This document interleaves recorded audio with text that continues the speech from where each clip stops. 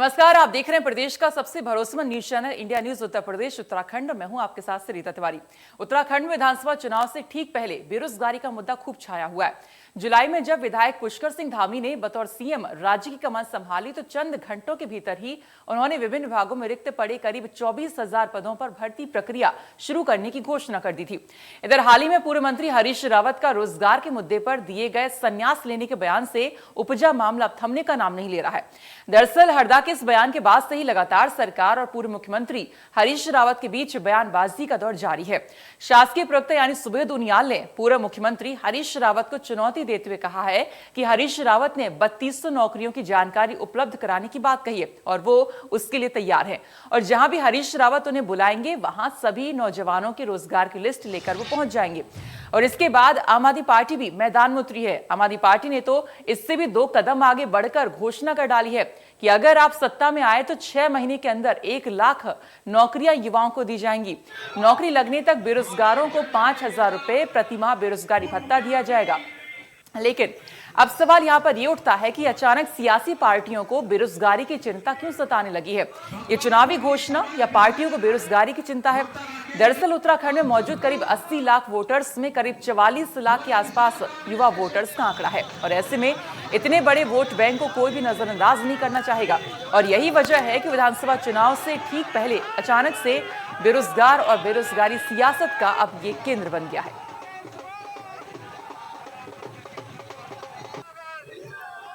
तो विधानसभा 2022 के चुनाव नजदीक और ऐसे में आप देख सकते हैं कि तीनों ही पार्टियों ने बेरोजगारी का मुद्दा यहां पर पकड़ा हुआ है। एक तरफ आम आदमी पार्टी और कांग्रेस जहां बीजेपी पर बेरोजगारी के मुद्दे को लेकर यहां पर हमलावर होती दिखाई दे रही है, तो वहीं आम आदमी पार्टी ने बेरोजगारी भत्ता देने की बात कही है। वहीं हरीश रावत और साथ ही पूरे कांग्रेस पार्टी की बात करें तो वो भी बेरोजगारी के मुद्दे को लेकर यहां पर हमलावर होती दिख रही है। वहीं बीजेपी ने भी आपको बता दें तमाम वहां पे जो करीब 22,000 भर्तियां हैं तमाम सरकारी विभागों के अंदर उसको जल्द से जल्द भरने को लेकर अब रणनीति बनाई जा रही कि कैसे जल्द से जल्द वहां पर युवाओं को रोजगार दिया जा सके, सरकारी नौकरियों में उन्हें नियुक्त यहां पर किया जा सके। अब यहां पर देखना यह है कि जिस तरह से आप देख रहे हैं कि चुनाव आने से ठीक पहले तमाम पार्टियों को वहां के जो युवा हैं उनके रोजगार की चिंता सताने लगी है, तो कहीं ना कहीं स्थिति स्पष्ट है कि चुनाव को लेकर ये एक टेंशन यहां पर सब पार्टियों के बीच में यहां पर दिख रही है कि कैसे रोजगार के मुद्दे को यहां पर भुनाना है।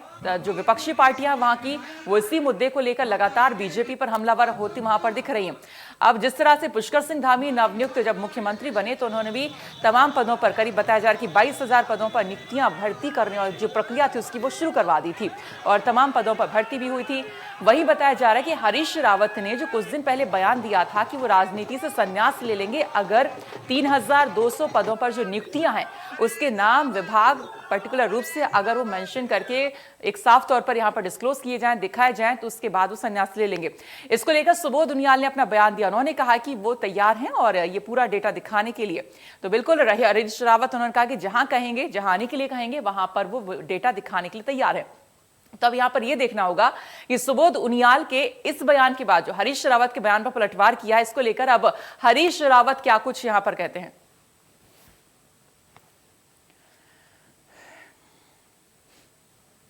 तो आज इसी मुद्दे पर हम चर्चा करने वाले हैं कि क्यों चुनाव से पहले अब बेरोजगारी की चिंता सताने लगी है, युवाओं को रोजगार देने की चिंता सता रही है।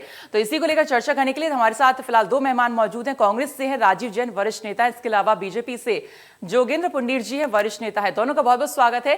राजीव जी, पहले आपके पास यहां पर आना चाहूंगे। जिस तरह से हम देख रहे हैं कि कांग्रेस लगातार हमलावर हो रही है बेरोजगारी के मुद्दे को लेकर और कांग्रेस पार्टी की तरफ से यह ऐलान किया गया है कि बेरोजगारों को 5,000 रुपए भत्ता यहां पर बेरोजगारी का दिया जाएगा। पहले तो थोड़ा सा ये बताइए कि आपको फिलहाल लगता है कि वहां पर अभी बेरोजगार लोग हैं, यानी कि तमाम युवा बेरोजगार हैं, साथ ही ये जो भत्ता आपने देने की बात कही है इसमें करीब करीब 4-5 हजार करोड़ सालाना चाहिए होगा, तो ये कैसे मैनेज होगा?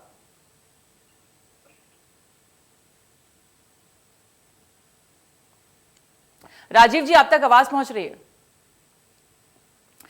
लगता है ऑडियो नहीं पहुंच रही है। जोगेंद्र जी, आपके पास यहां पर मैं आना चाहूंगी। आप जिस तरह से जो वहां पर रिक्त भर्तियां उनको भरने की अभी कोशिश कर रहे हैं, तो सवाल यहां पर यह है मेरा कि जो पिछले 5 साल बीते हैं उस टाइम पे इतना क्यों चिंता नहीं किया गया है, क्यों आखिरकार अभी इस तरह की चिंता हो रही है? नमस्कार जी। देखिए, ये चिंता उन लोगों को हो रही है जिनकी राजनीतिक जमीन खत्म हो चुकी है। भारतीय जनता पार्टी पंडित दीनदयाल जी के सपनों पे आधारित पार्टी है, जिसमें पहला ही ध्येय हमारा अंत्योदय का है और हर हाथ को काम और हर खेत को पानी।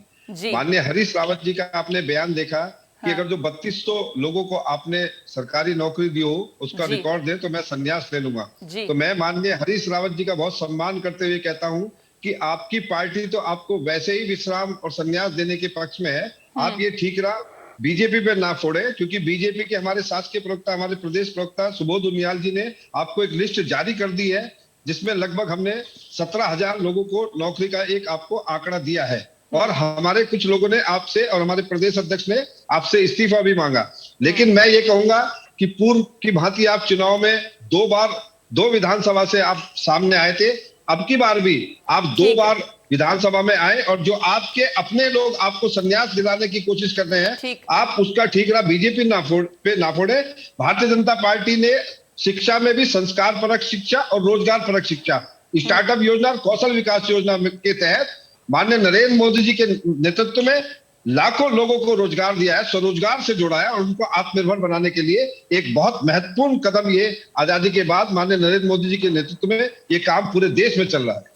ठीक है, आप कह रहे हैं कि यहाँ पर आप लोगों ने रोजगार दिए हैं, सरकारी नियुक्तियों की भर्तियां भी शुरू हुई है, लेकिन आंकड़ा यहाँ पर आईसीएमआर का भी सामने आता है कि उससे भी बताया जाता है कि उत्तराखंड के अंदर जो नौकरियां वो फिलहाल कम है, यानी कि बेरोजगारी का जो एक रेट है वो वहां पर काफी है, कम है। और 2020-21 की बात करें इस बीच काफी कम रहा है, हालांकि लॉकडाउन की जो असर है वो भी वहां पर पड़ा है, लेकिन उससे पहले और उसके बाद की बात करें तो तब भी बेरोजगारी बनी रही है। लेकिन आप लोग कह रहे हैं कि भर्तियां आप लोग दे रहे हैं, तो क्या वो आंकड़ा यहाँ पर झूठा है? जिस तरह से कांग्रेस और आम आदमी पार्टी भी यहाँ पर हमलावर हो रही है बेरोजगारी के मुद्दे को लेकर, तो कहीं ना कहीं राज्य में फिलहाल बेरोजगारी बनी हुई होगी, तभी तो इस तरह का ये मुद्दा उठ रहा है।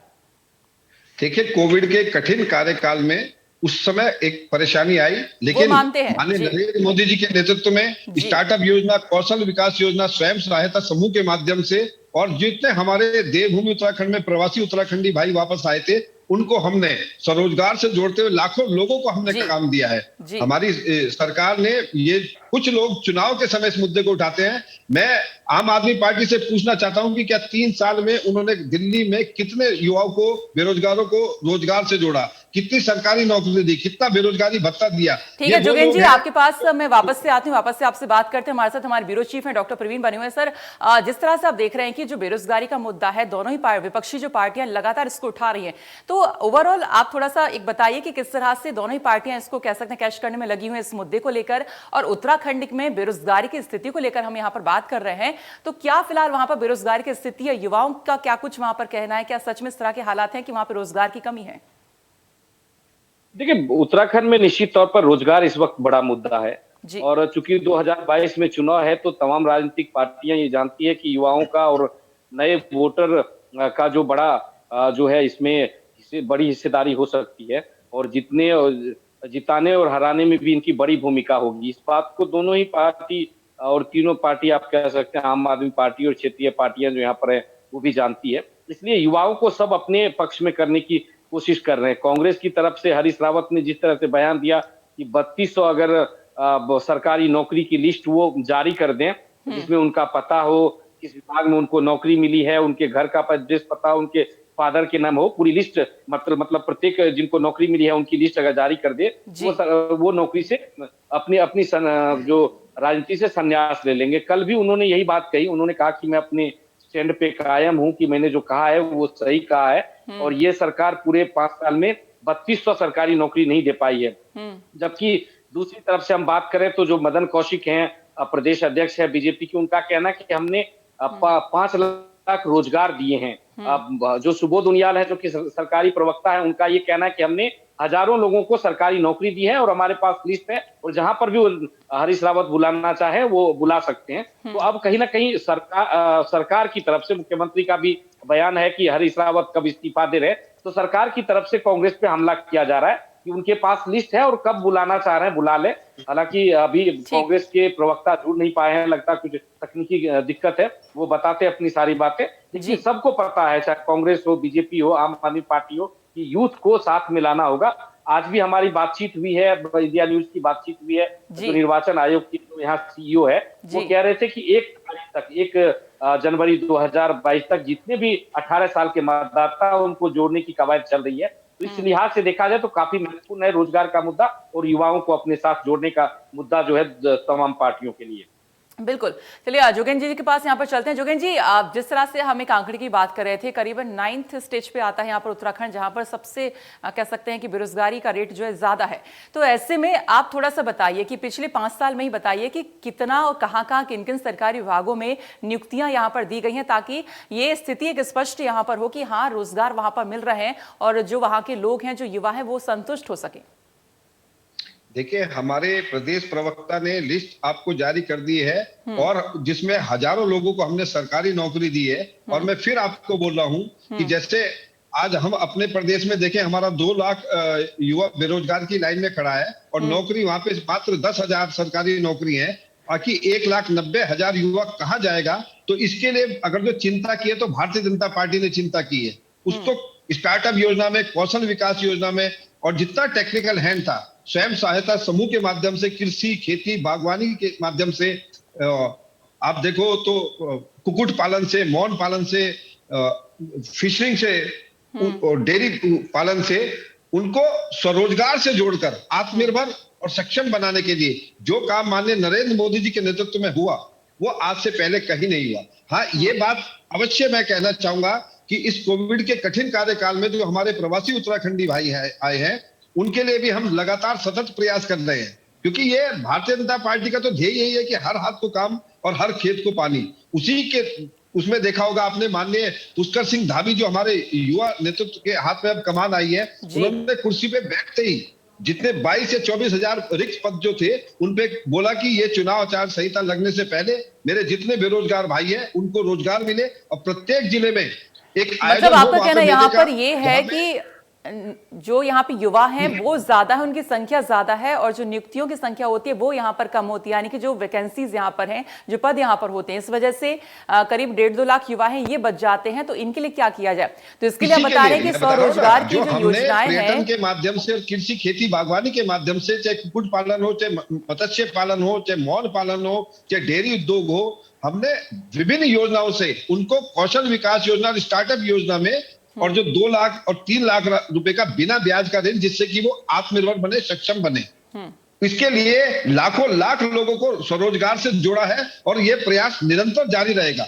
लेकिन मैं इन लोगों को जो चुनाव के समय में कल्पित कोरी घोषणाओं करके युवाओं को बरगलाने की कोशिश करते हैं, मैं इनसे विनम्र निवेदन करूंगा कि इस कोविड के कठिन कार्यकाल के बाद युवा बेरोजगार जो है उसके ऐसी उम्मीद ना जगाए जिससे कि उसका मन टूटे। उनको आप स्वरोजगार से जोड़े और जितना अच्छा एक दलगत राजनीति से ऊपर उठ के, ठीक है सर, आते हैं आप पे वापस दोबारा। डॉक्टर प्रवीण जी, आपसे यहाँ पर जानना चाहूंगी जिस तरह से, और उनका उत्साहवर्धन करें, ना कि चुनाव जीतने के लिए अपनी राजनीतिक जमीन तलाशें। जी सर, यहाँ पर जिस तरह से सर कह रहे हैं कि जोगेंद्र जी कि वहां पे तमाम युवा जो बच जाते हैं क्योंकि उतनी सरकारी नौकरियां होती नहीं है और स्वरोजगार के लिए काफी सारे विकल्प अभी सर ने यहाँ पर बताए हैं। तो ऐसे में जिस तरह से युवाओं को टारगेट किया जा रहा है आम आदमी पार्टी और कांग्रेस की तरफ से, तो इस तरह जो टारगेट यहाँ पे कर रहे हैं, ये तो फिर कह सकते हैं कि बिल्कुल एक जुमला है, क्योंकि रोजगार तो सरकार देना चाह रही है लेकिन उतनी भर्तियां नहीं, यानी कि उतनी जगह ही नहीं है। तो कैसे फिर ये जो मुद्दा लगातार उठाया जा रहा है, तो ये तो बेफिजूल का हो गया। देखिए, 2 बातें हैं इसमें, एक तो सरकारी नौकरी है, दूसरा रोजगार की बात है। सरकारी नौकरी हर किसी को देना संभव नहीं है, ये हर किसी को पता है, पूरे देश में इसकी दिक्कत है। सरकारी नौकरी का टोटा पूरे देश में है और ये बड़ी समस्या बनी हुई है। हर किसी को सरकारी नौकरी चाहिए और सरकार जो है, भारत सरकार से लेकर राज्य सरकार ये कहती रही है कि हम स्वरोजगार पर फोकस कर रहे हैं। हम जो ऐसी व्यवस्था कर रहे हैं जिससे लोग खुद ब खुद अपना स्वरोजगार चुने और इसके लिए वैकल्पिक जो सरकार जो साधन दे सकती है वो भी दे रही है। उत्तराखंड की बात करें तो उत्तराखंड में 3 मुख्यमंत्री बदले। पुष्कर सिंह धामी के समय में रोजगार को लेकर, खास करके सरकारी नौकरी को लेकर लगातार कोशिश हुई है, कवायद भी हुई है। उसके बाद कई सारी नौकरियां निकली भी और उसके बाद उन पर परीक्षा भी हुई और नौकरी दिए भी जा रहे हैं। बाकी जो 4 साल का पुराना जो कार्यकाल रहा, त्रिवेंद्र सिंह रावत रहे, उस दौरान रोजगार की निश्चित तौर पर कमी रही और इसी को टारगेट बीजेपी कांग्रेस के नेता कर रहे हैं। जो 4 साल तक उन्होंने कुछ नहीं किया, अब चुनाव आते ही ये सारी चीजें होने लगी है। तो कहीं ना कहीं 2 भाग में हम बांट कर देख सकते हैं। बिल्कुल। और कांग्रेस के प्रवक्ता जो वरिष्ठ नेता थे हमारे साथ जुड़े नहीं, वरना मैं उनसे यही पूछना चाह रही थी कि इतने टाइम तक विपक्ष क्या कर रहा था? क्या तब बेरोजगारी नहीं थी? जो मुद्दा अब उठा रहा है वो पहले क्यों नहीं उठाया? नहीं, एक मिनट, मैं एक बात करना चाहूंगा प्रवीण जी। जी जोगेन जी कहिए। जैसे अभी आपने बोला, त्रिवेंद्र सिंह रावत जी के समय में ही आप हमारा प्रमुख उद्योग है, तो हमने इसमें बहुत काम किया। और चाहे इन्वेस्टर समिट के माध्यम से जितने भी हमारे वहां पे इस समय प्रोजेक्ट हुए, उसमें हमने अपने युवाओं को प्राथमिकता दी। होम स्टे देख लो आप, उसमें भी हमारे युवाओं को रोजगार मिला। और 13 जिलों में 13 नए डेस्टिनेशन में भी हम पर्यटन को बढ़ावा देके अपने बेरोजगार युवाओं को हमने उससे जोड़ने का प्रयास किया। उनको एक मोटरसाइकिल जैसे गाइड के रूप में वो अपने जो भी हमारा पर्यटक यहाँ पे आए उसको लेके जाए, तो उसको बिना ब्याज का, उसका पहला जो ब्याज है उसका ऋण भी सरकार, अपनी राज्य सरकार ने अपने ऊपर लिया कि मेरा एक एक जो नौजवान है वो रोजगार से जुड़े। यानी उनके कार्यकाल में भी रोजगार दिएगा, इन शॉर्ट आप ये कहना चाह रहे हैं। फिर यहाँ के समय की कमी। बहुत बहुत शुक्रिया जोगेन जी और डॉक्टर प्रवीण जी, बहुत बहुत शुक्रिया आप दोनों का चर्चा में जुड़ने के लिए। तो फिलहाल इसी के साथ देवभूमि लाइव में इतना ही, लेकिन आगे और भी खबरें जा रही हैं। आप देखते रहिए इंडिया न्यूज।